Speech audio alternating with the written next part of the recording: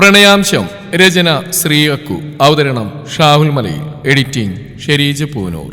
ഞാൻ പറഞ്ഞ വല്ലതും കേട്ടോ? കേട്ടു. കേട്ടില്ലേ പറഞ്ഞവണ്ണേ, ഞാൻ കേൾപ്പിക്കാം. അവനൊരു കള്ളച്ചിരിയോട് അവളുടെ അടുത്തേക്ക് ഒന്നുകൂടി നീങ്ങി അല്പം കുനിഞ്ഞെന്ന് പതിഞ്ഞ സ്വരത്തിൽ അവളുടെ കാതിലിനരികിലായി ചേർന്നിന്നത് പറഞ്ഞതും അവളൊന്ന് വിറച്ചു. ഇല്ല, കേട്ടു. എന്നാലേ ഇപ്പൊ തൽക്കാലം എന്റെ പെണ്ണിവിടെ ഇരിക്കേ. കാശി നിലക്കൊന്ന് എതിർക്കാൻ പോലും സമയം കൊടുക്കാതെ അവളെ പിടിച്ച് മിറർ സ്റ്റാൻഡിന്റെ മുമ്പിലെ ചെയറിലായിരുത്തി. അതിനുശേഷം അവൾ കെട്ടിവെച്ചിരുന്ന മുടി അഴിച്ചിട്ട് അത് കൈകൊണ്ട് ആദ്യം ഒതുക്കി. അതിനുശേഷം കോമ്പെടുത്ത് ചെറുതായി ഒന്ന് ഊരി രണ്ട് സൈഡിൽ നിന്ന് മുടിയെടുത്ത് കുളിപ്പിന്നൽ കെട്ടി ക്രാബിട്ടു. അതിനുശേഷം കുറച്ച് പൗഡർ എടുത്ത് അവിടെ മുഖത്തിട്ട് കൊടുത്ത് കൺമഷിയെടുത്ത് കണ്ണുകൾ രണ്ടും കടുപ്പിച്ചെഴുതി ഒരു കറുത്ത സ്റ്റിക്കർ പൊട്ടും കുത്തിക്കൊടുത്തു. ആ ചെറിയ ഒരുക്കത്തിൽ തന്നെ അവളെ കാണാനൊരു പ്രത്യേക ഭംഗിയുണ്ടായിരുന്നു. എന്നാൽ കാശി ഇതെല്ലാം വളരെ സൂക്ഷ്മതയോടെയും സന്തോഷത്തോടെയും ചെയ്യുമ്പോഴും നിലയുടെ കണ്ണുകൾ മിററിലൂടെ കാണുന്ന കാശിയിലായിരുന്നു. ഇന്നുവരെയും തനിക്ക് ആരോടും തോന്നാത്ത ഒരടുപ്പം എന്തുകൊണ്ടാവും മഹാദേവ ഈ മനുഷ്യനോട് തോന്നുന്നു? ഇന്നലെ തന്നെ താലികെട്ടി കൊണ്ടുവന്നതിനാണ്, പക്ഷേ തനിക്ക് മുൻജന്മങ്ങളോളം ബന്ധമുള്ള ഒരുവനായിട്ടാണ് തോന്നുന്നത്. സത്യത്തിൽ തന്റെ അടുത്ത് വരുമ്പോഴും കുസൃതികൾ കാണിക്കുമ്പോഴുമൊന്നും ഒരു തരത്തിലുള്ള പേടിയോ വെറുപ്പോ അപരിചിതത്വമോ ഒന്നും തന്നെ തോന്നുന്നില്ല. എന്തിന് ഒന്ന് തടയാനോ എതിർക്കാനോ പോലും തന്നെ കൊണ്ടാവുന്നില്ല. പകരം ഒരുതരം വിറയലും പരിഭ്രാന്തിയും വെപ്രാളും ഒക്കെയാണ് തോന്നുന്നത്. അതെന്തുകൊണ്ടാവും മഹാദേവ? സ്വപ്നം കണ്ടു കഴിഞ്ഞു എന്റെ പെണ്ണ്? കാശിയുടെ ചോദ്യമാണ് സത്യത്തിൽ അവളെ ചിന്തകളിൽ നിന്ന് പുറത്തേക്ക് കൊണ്ടുവന്ന് അവൾ നേരെ നോക്കുമ്പോൾ കാണുന്നത് തന്നെ മിററിലൂടെ നോക്കി പുഞ്ചിരിച്ചുകൊണ്ട് നിൽക്കുന്ന കാശിയായിരുന്നു. അവന്റെ നോട്ടവും ചിരിയും കണ്ട് അവൾ വേഗം മുഖം കുനിച്ചുകൊണ്ട് അവിടെ നിന്ന് എഴുന്നേറ്റു. എന്റെ പെണ്ണെ, നിന്റെ എന്തെങ്കിലും സാധനം താഴെ പോയോ? കാശിയുടെ ചോദ്യം കേട്ട് അവൾ മനസ്സിലാവാത്ത പോലെ അവനെ മുഖമുയർത്തി നോക്കി. അല്ല, താഴെ തന്നെ നോക്കിയിരിക്കുന്നുണ്ട് ചോദിച്ചതാ. അവൻ തന്നെ കളിയാക്കിയതാണെന്ന് മനസ്സിലായതും ആദ്യമായി അവളുടെ കവിളുകൾ പരിഭവത്താൽ വീർത്തു. അവളുടെ ഈ മാറ്റങ്ങളെല്ലാം ഒരു ചെറുപിൻചിരിയോടെ തന്റെ കണ്ണുകളാൽ ഒപ്പിയെടുക്കാൻ തിരക്കിലായിരുന്നു കാശി. എന്റെ നിലപ്പെണ്ണേ, ഇങ്ങനെ ഈ കുഞ്ഞിക്കവളും വീർപ്പിച്ചേക്കാൻ നമ്മുടെ കുഞ്ഞിപ്പിടിന് പോയി പാൽ കൊടുക്ക്. അല്ലെങ്കിൽ അവളിപ്പോ കരഞ്ഞ കുഞ്ഞിക്കവളുകൾ വീർപ്പിക്കാം, അമ്മയെ പോലെ. കാശി പറഞ്ഞപ്പോഴാണ് സത്യത്തിൽ അവളും തന്നിലുള്ളിലത്തെ മാറ്റം തിരിച്ചറിഞ്ഞത്. അവൾ വേഗം അവനിൽ നിന്ന് മുഖം തിരിച്ച് കുഞ്ഞിന്റെ അടുത്തേക്ക് പോയി. വേപ്രാളത്തോടെയുള്ള അവിടെ ആ നടത്തം കണ്ട് ഒരു ചെറുപുഞ്ചിരിയാലെ അവൻ വാഷ്റൂമിലേക്ക് പോയി. നിളയോടെ ഇന്ന് എങ്ങനെയും തന്റെ ഇഷ്ടം തുറന്നു പറയുന്ന ഉദ്ദേശത്തോടെയാണ് ജോയൽ രാവിലെ തന്നെ ഹോസ്പിറ്റലിലേക്ക് വന്ന്. കാരണം ഇന്നുകൂടി കഴിഞ്ഞാൽ നാളെ അവളുടെ ഓപ്പറേഷനാണ്. അത് കഴിഞ്ഞാൽ അവളെ പിന്നെ തനിക്ക് അധിക നേരം അടുത്ത് കിട്ടില്ല. അതുകൊണ്ട് ഇന്ന് തന്നെ എല്ലാം പറഞ്ഞ് ശരിയാക്കണമെന്ന ലക്ഷ്യത്തോടെ അവൻ അവളുടെ മുറി ലക്ഷ്യം വെച്ച് നടന്നു. എത്രയൊക്കെ സ്വയം മോട്ടിവേറ്റ് ചെയ്തുവെങ്കിലും അവളുടെ മുറിയുടെ വാതിലെത്തിയപ്പോഴേക്കും സംഭരിച്ച ധൈര്യമെല്ലാം ചോർന്നു പോകുന്ന പോലെ അവന് തോന്നുന്നുണ്ടായിരുന്നു. ഈശോയെ, ഇനി കാശി പറഞ്ഞ പോലെ അവൾ ചേച്ചി പറയുന്ന ആളെ മാത്രമേ കെട്ടുള്ളൂ എന്നങ്ങനെ പറയോ? എന്നാ പിന്നെ കാശിയും കൊണ്ട് പെങ്ങളുടെ കാല് പിടിക്കാൻ പോവേണ്ടി വരും. എന്തായാലും വരുന്നിടത്ത് വെച്ച് നോക്കാം. അങ്ങനെ ദീർഘമായി ഒന്ന് വിശ്വസിച്ചുകൊണ്ട് ജോയൽ ഡോറിലൊന്ന് നോക്ക് ചെയ്തു. അപ്പോൾ തന്നെ നിത വന്ന് ഡോർ തുറന്നു അവനൊരു പുഞ്ചിരി സമ്മാനിച്ചുകൊണ്ട് മാറിയെന്ന്. അതുകൊണ്ട് അവന് അവളെ നോക്കി പുഞ്ചിരിച്ചു. അതിനുശേഷം നേരെ അവന്റെ നോട്ടം പോയത് ബെഡിൽ ചാരിയും തന്നെ നോക്കി പുഞ്ചിരിക്കുന്നവളിലേക്കായിരുന്നു. അവളുടെ ആ മനോഹരമായ പുഞ്ചിരി കണ്ടതും അവന്റെ ചുണ്ടിലും പ്രണയത്താൽ കുതിർന്ന ഒരു പുഞ്ചിരി വിരിഞ്ഞു. ഡോക്ടർ ഇപ്പോഴും ഉണ്ടാവില്ലേ? എനിക്കൊന്ന് ക്യാൻറ്റീൻ വരെ പോകണമായിരുന്നു. അതിനെന്താണോ, താൻ പോയിക്കോ, ഞാനിവിടെ തന്നെ ഉണ്ടാവും. താൻ വന്നിട്ടേ പോവുള്ളൂ. Thank you doctor. ഡോക്ടർക്ക് എന്താ വേണ്ടത്? Coffee or tea? എനിക്കൊന്നും വേണ്ടടോ, ഞാനിപ്പോൾ കുടിച്ചു വന്നിട്ടേ ഉള്ളൂ. എങ്കിൽ ശരി, ഞാൻ പോയിട്ട് വാങ്ങിയിട്ട് വരാം. നീത നിളയോട് കണ്ണുകൊണ്ട് യാത്ര പറഞ്ഞ് ഫ്ലാസ്കും എടുത്ത് പുറത്തേക്ക് പോയി. അവൾ പോകുന്ന കണ്ട് സത്യത്തിൽ ജോലിന് വല്ലാത്ത സന്തോഷം തോന്നി. കാരണം അവളുടെ സാമീപ്യത്തിൽ നിലയോട് സംസാരിക്കാൻ അവനൊരു സങ്കോചം ഉണ്ടായിരുന്നു. അതുകൊണ്ട് അവളെ ഇങ്ങനെ ഇവിടുന്ന് മാറ്റണമെന്ന് ഓർത്ത് നിന്നപ്പോഴാണ് അവളായിട്ടൊരു വഴിയുണ്ടാക്കി തന്നു. അതിൻ്റെ എല്ലാ സന്തോഷവും അവൻ്റെ മുഖത്ത് കാണാനുണ്ടായിരുന്നു. അവൻ അതേ ചിരിയോടെ തിരിഞ്ഞ് നിളയെ നോക്കി. അവൾ നിഷ്കളങ്കമായി അവനെ നോക്കി ഒരു ചെറുപും ചിരിയാലെ ഇരിക്കുകയായിരുന്നു. കുറെ നേരമായി തന്നെ കണ്ണിമോട്ടാ നോക്കിയിരിക്കുന്ന ജോയലിനെ കണ്ട് നിള അവൻ്റെ മുഖത്തിന് നേരെ കൈഞ്ഞൊടിച്ചു. അപ്പോഴാണ് അവൻ സ്വഭാവത്തിലേക്ക് വന്നു തന്നെ. എന്താ ഡോക്ടറെ, എന്തു പറ്റി? ഡോക്ടർ ഈ ലോകത്തൊന്നല്ലാത്ത പോലെയാണല്ലോ ഇരിപ്പ്. അല്ലെങ്കിൽ ഇവിടെ വന്നു കഴിഞ്ഞാൽ നിർത്താതെ സംസാരിക്കുന്ന ആളാണല്ലോ. അത് എനിക്ക് തന്നെ ഒരു കാര്യം പറയാനുണ്ട്. എന്താ ഡോക്ടറെ? എന്താണെങ്കിലും പറഞ്ഞോ. അതെ, ഈ ജോയൽ ക്ലീറ്റസ് പ്ലാപ്പർമിനെ മിന്നേറ്റ് വാങ്ങി എന്റെ പാതിയായി പോരാൻ സമ്മതമാണോ? പെട്ടെന്നുള്ള ജോയലിന്റെ ചോദ്യം കേട്ട് നിള പകച്ചുകൊണ്ട് അവന്റെ മുഖത്തോട്ട് തന്നെ കണ്ണു നട്ടിരുന്നു. അവൾക്ക് അവനെ എന്ത് മറുപടി നൽകണമെന്ന് അറിയുന്നുണ്ടായിരുന്നില്ല.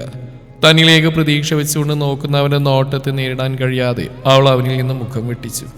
എന്താണോ ഒന്നും പറയാത്തത്? എന്ത് തന്നെയാണെങ്കിൽ തുറന്നു പറഞ്ഞോളൂ. അത് ഡോക്ടറെ, ഞാനിപ്പോൾ എന്താ പറയാ? ഡോക്ടറെ പോലെയുള്ള ഒരാൾക്ക് എന്നെ പോലെ ഒരു പെൺകുട്ടി ചേരുമെന്ന് ഡോക്ടറെന്ന് ശരിക്കും ആലോചിച്ച് നോക്ക്. പിന്നെ എനിക്കെൻ്റെ ജീവിതത്തിൽ ഏറ്റവും കൂടുതൽ എൻ്റെ ചേച്ചിയാണ്. ആ ചേച്ചി പറയുന്ന ആളെ മാത്രമേ ഞാൻ വിവാഹം കഴിക്കുള്ളൂ. പറഞ്ഞു കഴിഞ്ഞോ താൻ? ഒരു ചെറുപുഞ്ചിരിയോടെ തന്നെ നോക്കിയിരുന്ന് ചോദിക്കുന്നവനെ കണ്ട് അവൾ കഴിഞ്ഞെന്ന രീതിയിൽ തലയാട്ടി. ഓക്കെ, അപ്പോൾ താനാദ്യം ചോദിച്ച ചോദ്യം എന്താണ്? തന്നെ പോലെ ഒരു പെൺകുട്ടി എനിക്ക് ചേരുമെന്നല്ലേ? എന്തുകൊണ്ട് ചേരില്ല? അതിന് മാത്രം തനിക്ക് എന്ത് കുറവാണുള്ളത്? തൻ്റെ ഈ കാലുകളുടെ ചലനശേഷിയില്ലായ്മയാണോ താൻ തന്നിൽ കണ്ട കുറവ്? എന്നാൽ എൻ്റെ കണ്ണിൽ അതൊരു കുറവായിട്ട് എനിക്ക് തോന്നുന്നില്ല. നാളത്തെ ഓപ്പറേഷനോട് കൂടി തനിക്ക് പഴയ പോലെ നടക്കാനും ഓടാനൊക്കെ സാധിക്കും. അത് 100% ഉറപ്പാണ്. ഇനി തന്നെ മനസ്സിൽ ചിലപ്പോൾ ഒരു പക്ഷേ ഓപ്പറേഷൻ കഴിഞ്ഞിട്ട് നടക്കാൻ പറ്റിയില്ലെങ്കിലെന്നൊരു ചിന്ത ഉണ്ടാകും. ഇങ്ങനെ പറഞ്ഞെങ്കിൽ ഞാനിപ്പോൾ പറഞ്ഞില്ലെന്ന് എനിക്ക് കൂടുതലൊന്നും പറയാനുണ്ടാവില്ല. ഞാൻ സ്നേഹിച്ചത് തന്നെയാണ്, അല്ലാതെ തൻ്റെ സൗന്ദര്യത്തോ ശരീരത്തെ അല്ല. അതുകൊണ്ട് അങ്ങനെ ഒരു ചിന്ത തന്നെ മനസ്സിൽ വേണ്ട. ഞാൻ ശരിക്കും ആലോചിച്ചെടുത്ത തീരുമാനം തന്നെയാണിത്. അതുകൊണ്ട് എൻ്റെ ഈ തീരുമാനത്തിന് മാറ്റം വരാൻ പോകുന്നില്ല. പിന്നെ താൻ രണ്ടാമത് പറഞ്ഞ കാര്യം, എൻ്റെ പെണ്ണെ, ഞാൻ ഇപ്പം തന്നെ കെട്ടി കൂടെ കൊണ്ടുപോകാൻ വേണ്ടിയല്ല ഇത് ചോദിച്ചത്. തൻ്റെ അഭിപ്രായം എന്താണെന്ന് അറിയാൻ വേണ്ടി ജസ്റ്റ് ചോദിച്ചതാണ്. തനിക്ക് സമ്മതമാണെങ്കിൽ എനിക്ക് ധൈര്യമായിട്ട് പോയി കാശിയോട് നിലയോട് സംസാരിക്കാമല്ലോ. ഇനി പറ, തനിക്ക് സമ്മതമാണോ? അത്രയും സൗമ്യമായും ചെറുപുഞ്ചിരിയോടും കൂടിയുള്ള ജോയലിൻ്റെ സംസാരം കേട്ട് അവൾക്ക് അവനെ തന്നെ കേട്ടുകൊണ്ടിരിക്കാൻ തോന്നി. കാരണം ഭീഷണിപ്പെടുത്തി ആക്രമിച്ചും മറ്റും പ്രണയം അടിച്ചേൽപ്പിക്കുന്ന ഇക്കാലത്ത് തന്നിലെ സ്ത്രീയെ ബഹുമാനിച്ചുകൊണ്ട് പ്രണയാഭ്യർത്ഥന നടത്തുന്ന ജോയലിനോട് അവൾക്ക് വല്ലാത്ത ബഹുമാനവും ഇഷ്ടവും തോന്നുന്നുണ്ടായിരുന്നു. എന്നാൽ അതേസമയം അവളുടെ മനസ്സിലേക്ക് നിഖിൽ പറഞ്ഞ കാര്യങ്ങൾ ഓടിയെത്തിയതും അവളുടെ മനസ്സ് കലുഷിതമാവാൻ തുടങ്ങി. അതേ തുടർന്ന് അവളുടെ മുഖത്തുണ്ടാകുന്ന ഭാവവ്യത്യാസങ്ങളിൽ നിന്ന് തന്നെ അവളുടെ മനസ്സിനെ കാര്യമായിട്ട് അലട്ടുന്ന എന്തോ ഒന്ന് അവളിലുണ്ടെന്ന് അവളെ തന്നെ നോക്കിയിരുന്ന ജോയലിന് മനസ്സിലാവുന്നുണ്ടായിരുന്നു. എന്താടോ, എന്തു പറ്റി? അത് ഡോക്ടറെ, എനിക്കിനി ഒരു പക്ഷേ ഓപ്പറേഷൻ കഴിഞ്ഞിട്ട് എഴുന്നേറ്റ് നടക്കാൻ പറ്റില്ല എന്നുണ്ടെങ്കിൽ ഡോക്ടർക്ക് ഞാനൊരു ഭാരമായാലോ? ആദ്യമേ ഞാനൊരു കാര്യം പറയട്ടെ, താനിങ്ങനെ നെഗറ്റീവായി ചിന്തിക്കാതെടൂ. നാളെ തൻ്റെ ഓപ്പറേഷൻ നടക്കാൻ പോകുന്ന ദിവസമാണ്. അതുകൊണ്ട് ഫുള്ളി പോസിറ്റീവായിട്ടായിരിക്കണം താൻ ഓപ്പറേഷൻ തിയേറ്ററിലേക്ക് പോവാൻ. അതിനിടയിൽ ഇതുപോലുള്ള ചിന്തകളൊന്നും വേണ്ട. പിന്നെ തൻ്റെ ചിന്ത പോലെ ഓപ്പറേഷൻ കഴിഞ്ഞിട്ടും തനിക്ക് എഴുന്നേറ്റ് നടക്കാൻ പറ്റില്ലെന്നുണ്ടെങ്കിൽ ഞാൻ തന്നെ ഉപേക്ഷിച്ചു പോകാനൊന്നും പോകുന്നില്ല. പകരം എനിക്ക് ജീവൻ ആരോഗ്യമുള്ളിടത്തോളം കാലം എൻ്റെ ഈ കൈകൾ കോരിയെടുത്ത് നടക്കും ഞാൻ. എന്താണോ, തനിക്ക് ഒരു ഉറപ്പ് പോരെ? ജോയലിൻ്റെ വാക്കുകൾ കേട്ട് നിളക്ക് തൻ്റെ കണ്ണുനീരിനെ പിടിച്ചു നിർത്താൻ സാധിച്ചിരുന്നില്ല. അത് അതിൻ്റെ അതിർത്തികൾ ഭേദിച്ച് അണപൊട്ടി ഒഴുകാൻ തുടങ്ങിയിരുന്നു. അത് കണ്ട് ജോയൽ അവൻ്റെ കൈകൾ കൊണ്ട് അവളുടെ കവിളിലൂടെ ഒഴുകിയിറങ്ങുന്ന കണ്ണുനീർത്തുള്ളികൾ തുടച്ചു മാറ്റി അവൾ അവൻ്റെ നെഞ്ചിലേക്ക് ചേർത്ത് പിടിച്ചു. എനിക്ക് ജീവനുള്ളിടത്തോളം കാലം എൻ്റെ ഈ നെഞ്ചിലേക്ക് ചേർത്ത് പിടിച്ചോളാം പെണ്ണെ ഞാൻ. അത്രയും പറഞ്ഞിട്ട് തൻ്റെ നെഞ്ചിൽ മൗനമായി ചാരിയിരിക്കുന്നവളെ കണ്ട് അവനൊന്ന് ഇടിവിർപ്പെട്ടുകൊണ്ട് സംസാരം തുടർന്നു. ഇത്രയൊക്കെ പറഞ്ഞിട്ട് തനിക്ക് താല്പര്യമില്ല എന്നാണെങ്കിൽ ഇനി ഞാൻ തന്നെ ഇതും പറഞ്ഞ് ശല്യപ്പെടുത്തുന്നില്ല. ജോയൽ അവളിൽ നിന്ന് അടർന്നു മാറി പോവാൻ തുടങ്ങിയതും അവൾ അവനെ തൻ്റെ ഇരുവൈകളാലും ചുറ്റിപ്പിടിച്ച് അവനിലേക്ക് കൂടുതൽ ചേർന്നിരുന്നു. അതിൽ തന്നെ ഉണ്ടായിരുന്നു അവൾക്ക് അവനോട് പറയാനുള്ള ഉത്തരം. എന്നിരുന്നാലും അവളുടെ വായിൽ നിന്ന് തന്നെ അത് കേൾക്കാൻ അവൻ കാതോർത്തു. എനിക്ക് സമ്മതം. നിളയുടെ മറുപടി കേട്ട് ജോയലിന് തന്നെ സന്തോഷം അടക്കി നിർത്താനായി സാധിക്കുന്നുണ്ടായിരുന്നില്ല. നിളയെ കൂടുതൽ പുണർന്നുകൊണ്ടായിരുന്നു അവൻ അവൻ്റെ സന്തോഷം പ്രകടിപ്പിച്ചിരുന്നത്. കാശിയും ഫ്രഷായി വന്നു അവൻ നിലയും കുഞ്ഞിനെയും കൂടി താഴേക്ക് ഇറങ്ങി. അവിടെ അവരെയും കാത്തി രേഖയും ശ്രീദേവിയും ഹർഷരും രാഘവും ധീരജുമെല്ലാം ഡൈനിങ് ഹാളിൽ ഇരിക്കുന്നുണ്ടായിരുന്നു. അതിൽ രഘുറാമനെയും ആകാശിനെയും കാണാൻ വന്നു കാശിയുടെ കണ്ണുകൾ അവരെ തിരയാൻ തുടങ്ങി. അപ്പോൾ തന്നെയാണ് അവരിരുവരും അവിടേക്ക് കടന്നു വന്നത്. ഇതേ സമയം കുഞ്ഞിനെയും നിലയും ചേർത്ത് പിടിച്ച് സ്റ്റെയർ ഇറങ്ങി വരുന്ന കാശിയെ കണ്ട എല്ലാവരുടെയും കണ്ണുകൾ സന്തോഷം കൊണ്ട് തിളങ്ങി. അപ്പൊ എല്ലാവരും വന്ന സ്ഥിതിക്ക് ഇനി ഭക്ഷണം വിളമ്പാലോ അല്ലേ? അത് ഇത്രയ്ക്ക് ചോദിക്കാനുണ്ട് രേഖാമേ, അങ്ങോട്ട് വിളമ്പ്. കാശി രേഖയെ ചുറ്റിപ്പിടിച്ച് അവിടെ കവിളിൽ നുള്ളിക്കൊണ്ട് ഇത് പറഞ്ഞതും അവർ വാത്സല്യത്തോടെ അവൻ്റെ കവിളിൽ തഴുകി അവന് പിടിച്ച് എയറിലേക്ക് ഇരുത്തി. എന്നാൽ എല്ലാവരും കഴിക്കാതിരുന്നിട്ടും നില മാത്രം ഇരിക്കാത്ത കണ്ട് എല്ലാവരുടെയും നോട്ടം അവളിലേക്കായി. എന്താ മോൾ ഇരിക്കാത്ത? അത് ഞാൻ വിളമ്പാൻ. എൻ്റെ കൊച്ചിനെയും കയ്യിൽ വെച്ചിട്ടാണോ വേണ്ടേ നീ വിളമ്പാൻ പോകുന്നത്? അത് ഞാൻ കുഞ്ഞിനെ ഒന്ന് പിടിക്കുമോ? അവളുടെ നിഷ്കളങ്കമായ ചോദ്യം കേട്ട് അവിടെ കൂടിയിരിക്കുന്നവർക്കെല്ലാം അവളോട് അതിയായ വാത്സല്യം തോന്നി. കാശിയും ഇരുന്നിടത്ത് എഴുന്നേറ്റ് അവളുടെ അടുത്തേക്ക് വന്ന് കുഞ്ഞിനെ അവളുടെ കയ്യിൽ നിന്നും വാങ്ങി. അതേസമയം തന്നെ മറ്റു 2 സെർവൻസ് ഒരു ക്രാഡിലും പൊക്കിക്കൊണ്ടുവന്ന് ഡൈനിങ് ഏരിയയിലായിട്ട് പുറത്തേക്ക് പോയി. ഇതെല്ലാം കണ്ട് കണ്ണുമിഴിച്ച് നിൽക്കുന്ന നിലയെ നോക്കി കണ്ണു ചിമ്മിക്കൊണ്ട് കാശി കുഞ്ഞിപ്പെണ്ണിനെ തൊട്ടിലേക്ക് കിടത്തി. അച്ഛൻ കിടത്തിയോണ്ട് തന്നെ കുഞ്ഞിപ്പെണ്ണ് വലിയ പ്രശ്നമില്ലാതിൽ കിടന്ന് കൈയും കാലിട്ടടിച്ച് കളിക്കാൻ തുടങ്ങി. അത് കണ്ട് ഒരു ചെറുപിഞ്ചിരിയോടെ തൻ്റെ അടുത്ത് നിൽക്കുന്ന നിലയുടെ കൈ പിടിച്ച് വലിച്ച് ഒരു ഡൈനിങ് ചെയറിലായി അവൾ ഇരുത്തിയതിന് ശേഷം അടുത്തുള്ള ചെയറിൽ അവനിരുന്നു. എൻ്റെ പെണ്ണ് തൽക്കാലം ഇവിടെ നിന്ന് കഴിക്കാൻ നോക്ക്, വിളമ്പാനൊക്കെ ഇവിടെ വേറെ ആൾക്കാരുണ്ട്. കാശി പറഞ്ഞിരുത്തിയതും അവിടേക്ക് 2-3 സെർവൻസ് വന്ന് അവർക്ക് ആവശ്യമുള്ള ബ്രേക്ക്ഫാസ്റ്റ് വിളമ്പാൻ തുടങ്ങി. എല്ലാവർക്കും വിളമ്പിയതിന് ശേഷം ബാക്കി ഫുഡ് ടേബിളിൽ തന്നെ വെച്ച് തിരികെ കിച്ചണിലേക്ക് തന്നെ പോയി. എല്ലാവരും കഴിക്കാൻ തുടങ്ങുമ്പോഴാണ് അവിടേക്ക് സുനിതയും കൃതിയും വന്ന്. അവർ വന്ന് കണ്ടെങ്കിലും ആരും അവരെ മൈൻഡ് ചെയ്യാൻ പോയില്ല. അതെല്ലാം കണ്ട് സുനിതക്കും കൃതിക്കും വല്ലാതെ ദേഷ്യം തോന്നുന്നുണ്ടായിരുന്നു. അതിനെല്ലാം അപ്പുറം കാശിയുടെ തൊട്ടടുത്തായിരിക്കും നിലയെ കണ്ട് കൃതിയുടെ കണ്ണിൽ അവളോടുള്ള പകയെരിഞ്ഞു. എന്നാൽ അതെല്ലാം മറച്ചു പിടിച്ചുകൊണ്ട് ഒരു പുഞ്ചിരി മുഖത്ത് ഫിറ്റ് ചെയ്തുകൊണ്ട് അവർ ഭക്ഷണം കഴിക്കാനായി വന്നിരുന്നു. കാശി ഇരിക്കുന്നതിൻ്റെ മറുഭാഗത്തെ സീറ്റ് കാലിയായി കിടക്കുന്ന കണ്ട് കൃതി വേഗം ചാടി കയറി അതിലേക്ക് ഇരുന്നു. അതിനപ്പുറത്ത് തന്നെ സുനിതയും ഇപ്പോൾ കാശിയുടെ ഇടതുഭാഗത്ത് നിലയും വലതുഭാഗത്ത് കൃതിയുമാണ് ഇരിക്കുന്നത്. കൃതി പരമാവധി നിലയെ കാണിക്കാൻ വേണ്ടി കാശിയോട് ചേർന്നിരിക്കാൻ നോക്കുന്നുണ്ടെങ്കിലും നില ആ ഭാഗത്തേക്ക് ശ്രദ്ധിക്കുന്നുണ്ടായിരുന്നില്ല. അത് അവളിൽ കൂടുതൽ ദേഷ്യം വളർത്തുകയാണ് ചെയ്തത്. എന്നാൽ അവളുടെ കാട്ടിക്കൂട്ടലുകളെല്ലാം കണ്ട കാശി രൂക്ഷമായി അവളെ നോക്കിയതും അവൾ വേഗം അവനിൽ നിന്ന് അകന്നിരുന്നു. തങ്ങളെ മൈൻഡ് ചെയ്യാതെ എല്ലാവരും ഭക്ഷണം കഴിച്ചുകൊണ്ടിരിക്കുന്ന കണ്ട് സുനിതക്കും കൃതിക്കുമല്ലാത്ത ദേഷ്യം തോന്നി. എന്നാൽ സുനിതയ്ക്ക് തന്റെ ദേഷ്യം ഇപ്പോൾ പുറത്ത് കാണിച്ചാൽ തനിക്കത് അപകടമാണെന്ന് അറിയാവുന്നതുകൊണ്ട് അവർ മൗനം പാലിച്ചിരുന്നു. എന്നാൽ കൃതിയാവട്ടെ കൂടുതലൊന്നും ഓർക്കാതെ പൊട്ടിത്തെറിച്ചു. ഇതെന്താ, ഞങ്ങൾക്ക് വിളമ്പത്തിന് അവിടെ ആരുമില്ലേ, ഇഡിയറ്റ്സ്! കൃതിയുടെ അലർച്ച കേട്ടതും കിച്ചണിൽ നിന്നും പ്രായമായൊരു സ്ത്രീയും ഒരു ചെറിയ പെൺകുട്ടിയെ ഓടിക്കതച്ച് വന്നു. നീയൊക്കെ എവിടെ പോയി കിടക്കായിരുന്നു, ഇത്ര നേരം ഞങ്ങൾക്ക് വിളമ്പിത്തരാതെ? ക്ഷമിക്കണം കുഞ്ഞെ, ഞങ്ങളെല്ലാവരും ഇരുന്നെന്ന് കരുതി വിളമ്പിപ്പോയതാ. കുഞ്ഞും സുനിത കുഞ്ഞ് ഇരുന്നിട്ടുണ്ടാവുന്ന കരുതിയത്. കുഞ്ഞോ? ആരെ നിങ്ങളുടെ കുഞ്ഞ്? തളെ കോൾവി മാഡം. പിന്നെ എല്ലാവരും ഇരുന്നത് കരുതി ഞങ്ങൾ അതിനുണ്ടാവും നിങ്ങൾ കരുതിയോ?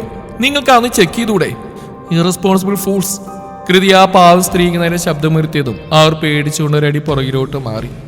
എന്നാൽ അതേ നിമിഷം കാശിയുടെ ശബ്ദം അവിടെ ഉയർന്നു. കൃതി! കാശിയുടെ ദേഷ്യത്തോടെയുള്ള ശബ്ദം കേട്ടപ്പോഴാണ് കൃതിക്ക് തന്റെ ചുറ്റുമുള്ളവരെ പറ്റി ഓർമ്മ വന്ന്. അവൾ അല്പം പേടിയോടെ തലയിരിച്ച് നോക്കിയപ്പോൾ കാണുന്നത് ദേഷ്യം കൊണ്ട് വിറഞ്ഞിരിക്കുന്ന കാശിയെയാണ്. അവന്റെ ആ ഭാവം കണ്ട് അവൾ പേടിച്ച് ഉമിനീര് വിഴുങ്ങി. കാശി ബേബി, ഞാൻ വായെടുക്കടി. നിനക്ക് ആരവിടെ ശബ്ദം എടുത്ത് അനുവാദം തന്ന്? എന്റെ വീട്ടിൽ വന്ന് ഇവിടെ ജോലി ചെയ്യുന്നവരെ ചീത്ത പറയാൻ നിനക്ക് ആരടി അധികാരം തന്ന്? മര്യാദക്കാണെങ്കിൽ ഞാനും മര്യാദക്കാ, അല്ലെങ്കിൽ കാശിയുടെ മറ്റൊരു മുഖം നീ കാണേണ്ടി വരും. അത് നീയും കണ്ടതല്ലേ, അവര് ഞങ്ങൾക്ക് മാത്രം ഭക്ഷണം വിളമ്പാതിരുന്ന്. അതുകൊണ്ടാണ് ഞാൻ. അതെന്താ, നിനക്ക് സ്വന്തമായിട്ട് ഭക്ഷണം വിളമ്പിക്കഴിച്ച് ഇറങ്ങില്ലേ? അവർ തന്നെ വിളമ്പി തന്നെ നിർബന്ധമൊന്നുമില്ലല്ലോ. എന്തായാലും ഇത്രയും വലിയ ഷോക്ക് ഇവിടെ നടത്തിയല്ലേ, അതുകൊണ്ട് പൊന്നുമോൾ എഴുന്നേറ്റ് ഇങ്ങോട്ട് വാ. എങ്ങോട്ടാ കാശി? എങ്ങോട്ടാണെന്ന് അറിഞ്ഞാലേ നീ എഴുന്നള്ളൂ. എഴുന്നേക്കടി!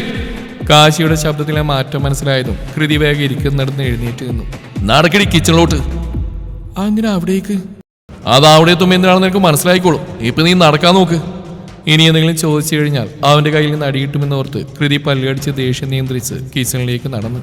ബാക്കി എല്ലാവരും ഭക്ഷണം കഴിക്കാൻ തുടങ്ങിയോണ്ട് തന്നെ കാശി അവരെല്ലാം എഴുന്നേൽക്കുന്നതിൽ നിന്ന് വിലക്കി. കാശി എഴുന്നേറ്റപ്പോൾ തന്നെ ചാടി എഴുന്നേൽക്കാൻ ഒരുക്കിയ നിലയെ അവനൊരു നോട്ടം കൊണ്ട് വിലക്കിയിരുന്നു. കുഞ്ഞിപ്പെണ്ണ് പിന്നെ ഇത്രയും ശബ്ദം കേട്ടിട്ടും വലിയ കൂസില്ലാതെ കിടക്കുന്നുണ്ടായിരുന്നു. അച്ഛൻ എന്തു വേണമെങ്കിലും ചെയ്തോ, ഞാനിവിടെ കിടന്നുകൊണ്ട് എന്ന ഭാവമായിരുന്നു. ബാക്കിയുള്ളവർക്കെല്ലാം അവൾക്ക് എന്ത് പണിയാണ് കൊടുക്കാൻ പോകുന്നതെന്ന് അറിയാൻ വല്ലാത്ത ആഗ്രഹം ഉണ്ടായിരുന്നെങ്കിലും അവിടെ തന്നെ ഇരുന്ന് വേഗം കഴിപ്പ് തുറന്നു. സുനിത പിന്നെ കാശിയുടെ പുറകെ തന്നെ കിച്ചണിലേക്ക് പോയി. അവരവിടേക്ക് ചെല്ലുമ്പോൾ ബാക്കിയുള്ള സർവൻസ് അവിടെ ഇരുന്ന് ഫുഡ് കഴിക്കുന്നുണ്ടായിരുന്നു. കാശിയെ കണ്ടതും എല്ലാവരും വേഗം ഇരിക്കുന്നിടന്ന് എഴുന്നേറ്റു. എന്തിനാലും എഴുന്നേറ്റ്? നിങ്ങൾക്കറിയില്ലേ, ഭക്ഷണം കഴിക്കുമ്പോൾ ദൈവം തമ്പുരാൻ വന്നാൽ പോലും എഴുന്നേൽക്കരുതെന്ന്. അതുകൊണ്ട് എല്ലാവരും ഇരുന്ന് കഴിക്കാൻ നോക്ക്. അവൻ പറഞ്ഞു കേട്ടതും എല്ലാവരും ചെറുപുഞ്ചിരിയോടെ ഇരുന്ന് കഴിക്കാൻ തുടങ്ങി. അതുകൊണ്ട് അവൻ തങ്ങളുടെ അടുത്ത് പേടിയോടെ നിൽക്കുന്ന ആ പ്രായമായ സ്ത്രീയോടും പെൺകുട്ടിയോടും അവിടെ ഇരിക്കാൻ ആവശ്യപ്പെട്ടു. അയ്യോ വേണ്ട സാറേ, ഞങ്ങൾ നിങ്ങളെല്ലാം കഴിച്ചു കഴിഞ്ഞിട്ട് ഇരുന്നോളാം. എല്ലാവരും ഇരുന്നാൽ നിങ്ങൾക്ക് എന്തെങ്കിലും ആവശ്യം വന്നാൽ എടുത്തുതരാൻ ആരും ഉണ്ടാവില്ലല്ലോ. അതിൻ്റെ ആവശ്യമില്ല, ഞങ്ങളെല്ലാം സ്വയം എടുത്ത് കഴിച്ചോണ്ട്. ഇപ്പം ഞാൻ പറഞ്ഞ് കേൾക്കാൻ നോക്ക്. പിന്നെ അവൻ എതിർത്ത് പറയാതെ അവരിരുവരും മറ്റുള്ള സ്റ്റാഫ് ഇരിക്കുന്നതിൻ്റെ അടുത്തായിരുന്നു. ഇതെല്ലാം കണ്ട് ദേഷ്യത്തോടെയും പുച്ഛത്തോടെയും നിൽക്കുകയായിരുന്നു കൃതിയും സുനിതയും. അവരുടെ മുന്നിലേക്ക് കാശി ഫുഡിന്റെ പാത്രവുമായി വന്നു. നോക്കി നിൽക്കാതെ വിളമ്പി കൊടുക്കാൻ നോക്ക് കൃതി. കാശി പറയുന്ന കേട്ട് അത്ര നേരം ഇങ്ങോട്ട് നോക്കി നിന്ന കൃതി ഞെട്ടിക്കൊണ്ട് അവന്റെ മുഖത്തേക്ക് നോക്കി. കാശി, നീ ഇപ്പൊ എന്താ പറഞ്ഞ്? നിനക്കെന്താ ചെവിയിട്ടൂടെ? മര്യാദക്ക് പറഞ്ഞ് ചെയ്യാൻ നോക്കണേ. എന്തിന്? ഞാൻ ചെയ്യില്ല. ഇവരെ പോലുള്ള സർവൻസിന് ഞാൻ ഭക്ഷണം വിളമ്പി കൊടുക്കാനോ? ഇമ്പോസിബിൾ. നോ കൃതി, ഇറ്റ്സ് പോസിബിൾ. എന്റെ വീട്ടിൽ ഞാൻ പറയുന്ന അനുസരിച്ച് വേണം നിൽക്കാൻ. അത് പറ്റില്ല എന്നുണ്ടെങ്കിൽ നിനക്ക് ഇവിടുന്ന് ഇറങ്ങാം. പക്ഷെ അങ്ങനെ പോകുന്നുണ്ടെങ്കിൽ ഞാനിപ്പോ പറഞ്ഞ് ചെയ്യാതെ നിന്നെ ഇവിടുന്ന് വിടില്ല. കൃതി അവന്റെ ഗൗരവത്തോടെയുള്ള സംസാരം കേട്ട് ദേഷ്യത്തോടെ സുനിതയെ നോക്കി. എന്നാൽ അവരവളെ നോക്കി കണ്ണടച്ച് കാണിക്കുകയാണ് ചെയ്ത്. കാശിമാവ് പറഞ്ഞ പോലെ ചെയ്യുമോളെ. സുനിത ഒന്നുകൂടി പറഞ്ഞു. അവളവരെ ഒന്ന് തറപ്പിച്ച് നോക്കി. കാശിയുടെ കയ്യിൽ നിന്ന് ഫുഡിന്റെ പാത്രം വാങ്ങി അവർക്ക് വിളമ്പാൻ തുടങ്ങി. അപ്പോഴെല്ലാവരുടെ മുഖം ദേഷ്യം കൊണ്ട് വിറക്കുന്നുണ്ടായിരുന്നു. അതെല്ലാം കണ്ട് പേടിയോടെയായിരുന്നു ആ സ്ത്രീയും പെൺകുട്ടിയും ഇരുന്നത്. കൃതി, ചിരിച്ചുകൊണ്ട് വേണ്ട ഭക്ഷണം വിളമ്പാൻ. കാശി ഒരൽപ്പം കടുപ്പത്തിൽ പറഞ്ഞതും കൃതി കഷ്ടപ്പെട്ട് മുഖത്തൊരു പുഞ്ചിരി വരുത്തി വേഗം ഭക്ഷണം വിളമ്പി അവിടെ നിന്ന് കാറ്റുപോലെ പുറത്തേക്ക് പോയി. അതിനിടയ്ക്ക് ഡൈനിങ്ങിൽ ഇരിക്കുന്ന നിലയൊന്ന് തറപ്പിച്ച് നോക്കാൻ അവൾ മറന്നില്ല. അവൾക്ക് പിന്നാലെ സുനീതയും പോയതും കാശി അവർ പോയ വഴിയെ നോക്കിയൊന്ന് പുച്ഛിച്ചിരിച്ചു. പിന്നീട് ഡൈനിങ് ഹാളിലേക്ക് പോയി. അവിടെ ഇരിക്കുന്നവർക്കെല്ലാം കൃതിയുടെയും സുനിതയുടെയും മുഖഭാവത്തിൽ നിന്ന് തന്നെ കാശി നല്ല കൊടുത്തിട്ടുണ്ടെന്ന് മനസ്സിലായിരുന്നു. അതുകൊണ്ട് തന്നെ ആരും അതിനെപ്പറ്റി പിന്നീട് സംസാരിച്ചില്ല.